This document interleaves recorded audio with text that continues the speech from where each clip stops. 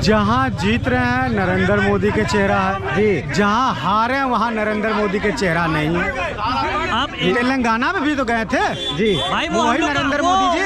वो देखिए, हम लोग ने पहले जी 5 के 5 राज्यों में दावा ही नहीं किया जीतने का। हम लोग ने 3 राज्यों का किया, 3 राज्य में भारतीय जनता पार्टी की सरकार बनी, अखंड जीत हुई हम लोग। वो राज्य नहीं है, तेलंगाना राज्य नहीं है। हम लोग ने वहाँ दावा ही नहीं किया कि हम लोग की सरकार बनेगी।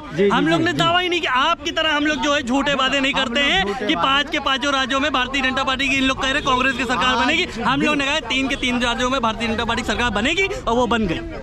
देखो जी, देश की जनता का जो फैसला उसको स्वीकार करना पड़ेगा। जी जी जी बिल्कुल, ये नहीं करेंगे, नहीं करना पड़ा। बिल्कुल, देश की जनता की जीत हुई है जी। जनता ने भारतीय जनता पार्टी को जिताई है जी, उस पे उनको खरा उतरना चाहिए। जो वादा जनता के साथ किए उसको खरा उतरे, वो जनता का स्वागत कर रही है भारतीय जनता पार्टी।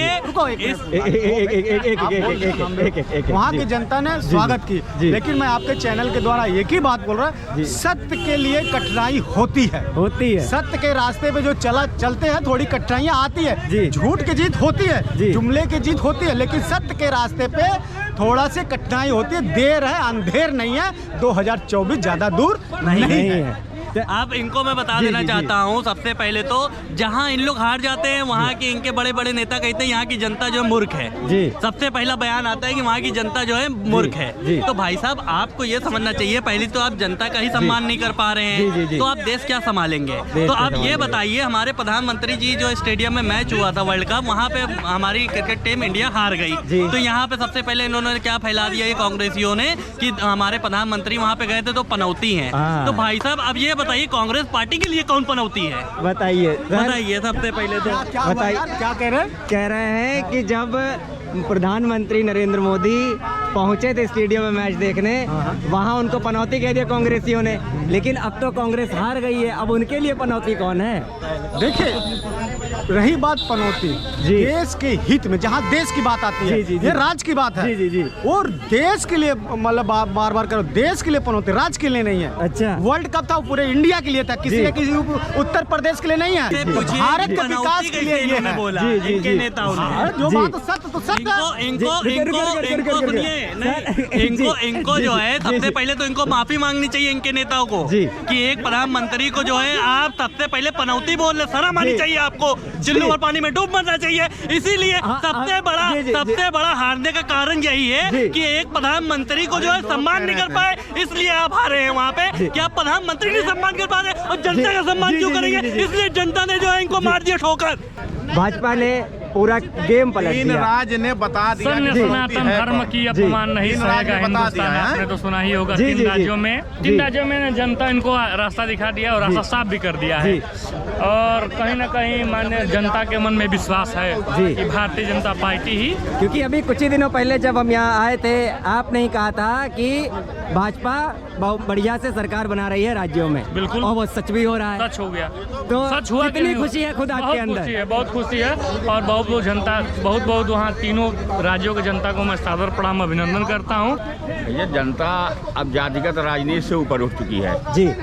अभी जितने नेता जाति में अटके हुए हैं उनको समझेंगे बहुत बड़ी मूर्खता है उनकी जी। जातिगत राजनीति नहीं, केवल अब राष्ट्र के प्रति जो समर्पित है, राष्ट्र के प्रति जो काम कर रहा है, जनता उसी को वोट देगी जी। अब बाकी जो है किसी को वोट नहीं देगी। बाकी जाति वाले ऐसे अटकते रहें, भटकते रहें जी, और बेवकूफ़ बनते रहें, अलग बात है। जनता बहुत होशियार हो चुकी है। और जनता जैसे पहले नेता लोग आते थे, दुनिया भर की बात करते थे, उसके बाद कुछ नहीं करते थे, कहते कुछ थे, करते कुछ थे। उसी प्रकार से जनता भी अब समझती बहुत कुछ है। नेता आए हाँ में हाँ मिलाए, लेकिन उनको जो करना है वो करना है। जनता इतना समझती है कि ये जितने नेता आते हैं जातिगत राजनीति करके हम हिंदुओं को लड़ाते हैं आपस में, हम मुस्लिमों को लड़ाते हैं आपस में, ये जाकर के आपस में सब लोग मिल बैठ करके खाते रहते हैं। अच्छा, आपको क्या वो बड़ी वजह लगती है कि राजस्थान और छत्तीसगढ़ कांग्रेस के हाथ से छिन गए? भाई उसने काम नहीं किया, उसने केवल बेवकूफ बनाया भाग जनता को, इसलिए हटा दिया उसको। हटाओ तुम लोग, हटाओ, भाजपा ही सही है उससे बढ़िया, क्योंकि भाजपा सबका साथ सबका विकास कर नारा दिया, उस हिसाब से काम कर रही है। समझाता है। वहीं यहाँ कुछ लोगों का कहना है कि जनता फ्री के बहकावे में आ गई है, कह रही इतना फ्री मिल जाएगा, क्या फ्री में दे रहे हैं, हमें फायदा हो जाएगा, तो क्या फ्री में दे रहे हैं? फ्री में क्या दे रहे हैं? ये जितना भी राशन की बात राशन तो आज से नहीं, कांग्रेस के जमाने से चला रहा है। जी। कांग्रेस के जमाने चला तब सब लोगों को मिलता नहीं था, सबको केवल सब कोटेदार लूट करके बेच लेता था। आज जो है इतनी बड़ी हिम्मत नहीं है किसी को न दे वो। आज सब लोग आते हैं बिना, अगर नहीं पहुंचेगा तो घर जाकर कोटेदार बुलाएगा, भैया अपना ले जाओ। अब पहले ऐसा था ही नहीं, पहला जाने पर डांट के खेत देते थे और सब बेच लेते थे। उसमें केवल एक बात है जी कि भाजपा जो है गरीबों की पार्टी है जी और सभी पूरे समुदाय की पार्टी है जी, देश के प्रत्येक नागरिक की पार्टी है जी, और कांग्रेस के जो जिसको ये लोग आगे बढ़ा रहे हैं जी जी जी, उनको मॉडलिंग में आना चाहिए था। अच्छा। उन्हें राजनीति से कोई मतलब नहीं है। ये जब भी होता है ऐश करने के लिए विदेशों में जाते हैं जी, जब देश पर संकट आता है जी, तो विदेशों में चले जाते हैं, वहाँ ऐश करने चले जाते हैं। और हमारा केवल इतना ही कहना है कि इन्हें निसंदेह मॉडलिंग व्यवसाय में चला जाना चाहिए। क्या जरूरी नहीं है कि जैसे हमारे बाप सरसों हमेशा बेचते रहे हों तो सरसों हम थोड़े बेचेंगे, हम और कुछ बेचेंगे जी। और ये कांग्रेस के ये ऐसे मुद्दा है इनका कि ये वही पार्टी में रहेंगे, जबकि मॉडलिंग इतना खूबसूरत चेहरा, बहुत सुंदर, ये दाढ़ी बनवा के बिल्कुल चले, कितना गोरे गोरे है, और हरदम इनको मॉडलिंग में रहना चाहिए, मॉडलिंग व्यवसाय में इनको रहना चाहिए। ये उस योग्य ही नहीं है तो राजनीति देश का कर सके। देखिए ऐसा है कि राहुल गांधी को आप कह लीजिए बहुरूपिया। अच्छा, ये राहुल गांधी एकदम ईमानदारी की बात का प्रमाणित कर रहा हूँ। कहीं वो जनेऊ पहन लेगा, तो कहीं वो जो है वो ईसाइयों वाला वो पहन लेगा, माला पहन लेगा, कहीं मुस्लिम वाली टोपी लगा लेगा, उसको हम लोग क्या समझें? बहुरूपिया नहीं कहेंगे आप? बहुरूपिया है, उसको भी जनता समझ रही कि बहुरूपिया है। अब राहुल गांधी कहाँ से पंडित है यह भी नहीं प्रमाणित कर पाता कि उसके पिता क्या है, उसके बाबा क्या थे, और उसको क्या जनता समझ नहीं रही है? पहले की जनता नहीं एक बेवकूफ बना लोगे, अब जनता सब समझ रही है कि तुम हिंदू है ही नहीं हो। और तुम्हारी माँ स्वतः इटली की है, लोगों को ननिहाल से प्रेम होता है। अगर इसको प्रधानमंत्री बना देंगे तो इटालियन पूरा लगा करके भारत में बना देगा। समझ रहे हैं? ये इसको तो इस जन्म में कभी भी अब कांग्रेस जब तक राहुल का चलेगा, राष्ट्रीय अध्यक्ष रहेगा या पीएम बनना चाहेगा, कभी नहीं बन सकता। ये स्वप्न में भी न सोचे। राहुल के चेहरे पे राहुल कभी पीएम नहीं बन सकता, न कांग्रेस आएगी कभी। अब इनको मॉडलिंग करनी चाहिए। इनका चेहरा सबसे बढ़िया मॉडलिंग का है जी। ये जा करके जो करे करें, राहुल गांधी की तुलना अपने से थोड़ी कर सकते हैं। अरे बड़े नेताओं के प्रति ऐसा नहीं बोलना चाहिए किसी को। अरे नेता है, वो भी देश का नेता है, उसके परिवार में जितना बलिदान दिया, जितना वो किया, ये कर पाएंगे? इस तरह से अभद्र भाषा बोलनी चाहिए, मॉडलिंग के लिए है वो। अरे पूरा परिवार खत्म हो गया बेचारे का इसी में। भाजपा का कहीं ना कहीं फिर से जादू चल गया। ये एक चुनाव जो अभी कल ही की बात है, जो रिजल्ट से पहले सब कह रहे थे कांग्रेस ने सुपड़ा साफ कर दिया है भाजपा का, लेकिन भाजपा ने कहीं ना कहीं अपनी ताकत फिर से दिखा दी। क्या कहेंगे? करता है कि पब्लिक का माहौल क्या है जी, और पब्लिक का जो माहौल था वो उन्हीं के फेवर में था। और चुनाव में एक चीज़ और भी होता है कि आप जितना ब्रेन वॉश कर ले जाइए जनता का जी, और सबसे ज़्यादा जो ब्रेन वॉश हुआ वो बीजेपी की तरफ से हुआ जी। और हार्दिक बधाइयाँ और शुभकामनाएं। राजनीति में माठा मारा जाता है, जो इतना बढ़िया जी क्या बोलते हैं मक्खन निकलता है ना, वही है राजनीति। वही है राजनीति। ऐसा कोई नहीं है। देखो चुनाव के समय में ना जी जी यही विरोध जब होता था जी, तो कोई भी बंदा सामने नहीं आता था, क्योंकि लोगों को भी कहीं न कहीं उस सच्चाई का सामना करना पड़ा। जी जी जीत गई। अगर तुमने बीच में बोलना तो मैं नहीं बोलना। नहीं आप बोलिए बोलिए बोलिए बोलिए आप बोलिए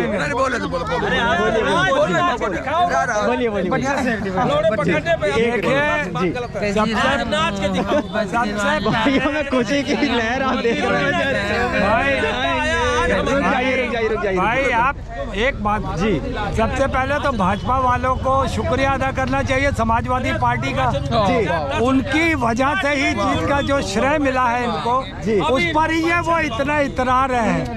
अच्छा, अगर हमें भीतर घात ना हुआ होता, अब कहीं ना कहीं हमारे लिए 2024 में गठबंधन भी एक तरह से कमजोर हो रहा जी। गठबंधन को भी तुझको पैसे मिलेंगे, गठबंधन को भी किसी न किसी तरीके से समाजवादी पार्टी के अखिलेश यादव ने गठबंधन कमजोर करने का जो काम किया है, उसका खामियाजा ही कांग्रेस को भुगतना पड़ा।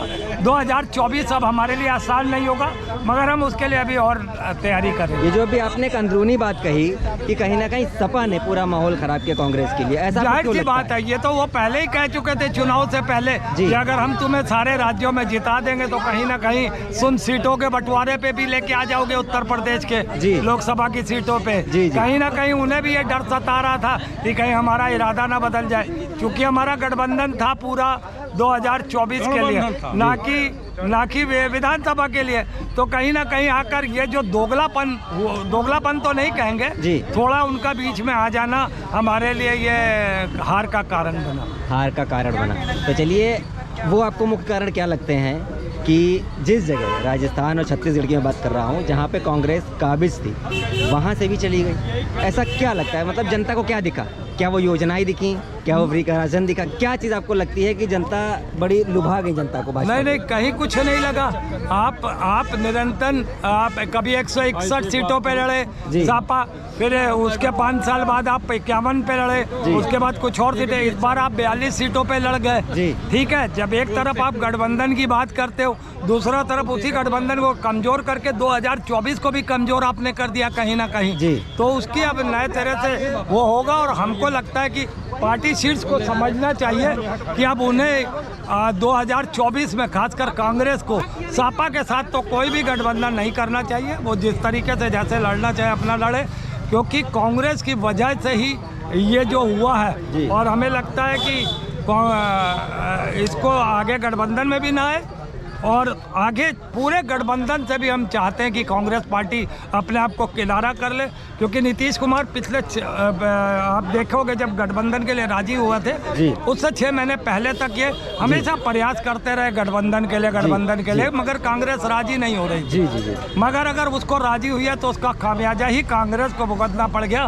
उसका एक जीता जागता उदाहरण आया अखिलेश यादव, कहीं ना कहीं उसे। तो मुझे लगता है कि अभी इस पे एक बार फिर से मंथन कर ले। कांग्रेस बड़ी पार्टी है और राष्ट्रीय पार्टी है, उसको मंथन करने के बाद ही मुझको लगता है कि गठबंधन से अपने आप को अलग करके पूरे देश में चुनाव कांग्रेस अकेले बलबूते पे लड़े। आपका जैसे कहना है कि कहीं ना कहीं गठबंधन से इनको हट जाना चाहिए था। अगर मैं बात करूं विधानसभा चुनाव की, अगर यहाँ पे कांग्रेस अकेले लड़ती तो आपको क्या लगता है ये जो परिणाम है ये बदले हुए नजर आते?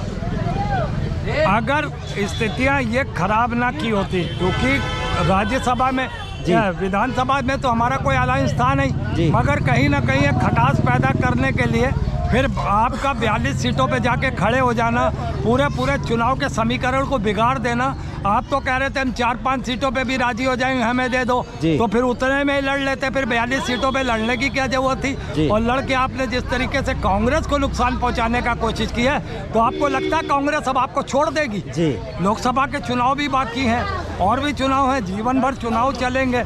हर आदमी अपनी बाजी को याद रखता है, और इसका भरपूर जवाब कांग्रेस इसको लोकसभा के चुनाव में तो देगी। लोकसभा चुनाव में देगी।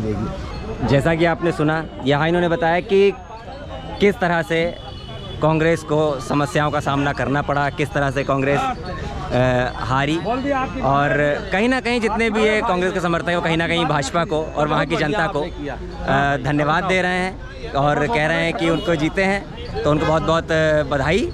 और इसी के साथ आप देखते रहिए खुदरंग। मैं आपके साथ आयुष, ऐसे ही ताज़ा तरीन खबरें लेके आता रहूँगा। बहुत बहुत धन्यवाद।